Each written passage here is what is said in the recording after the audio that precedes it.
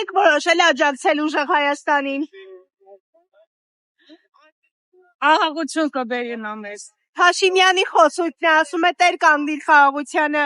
Հիմա Սամվել Կարապետյանին է հաջողվելու խաղաղություն բերելը։ Ինչպես եք պատկերացնում այդ խաղաղությունը։ Ոնց ասեմ։ Օրինակ Փաշինյանի խաղաղությունը առանց Արցախի է, առանց Արցախ վերադարձի։ Իսկ մենք գտնում ենք, որ Արցախը մերը կլինի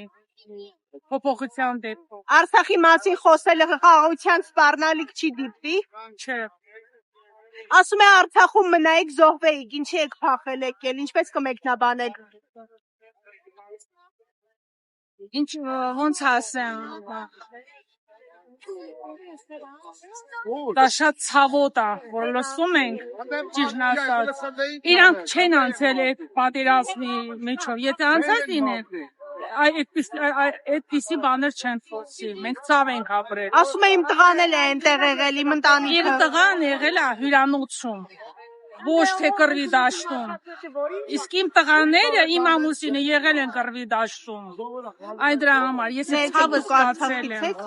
Արցախից եք։ Այո, Արցախից եմ։ Դրա համար աջակցում ենք Սամվել Կարապետյան։ Ինքը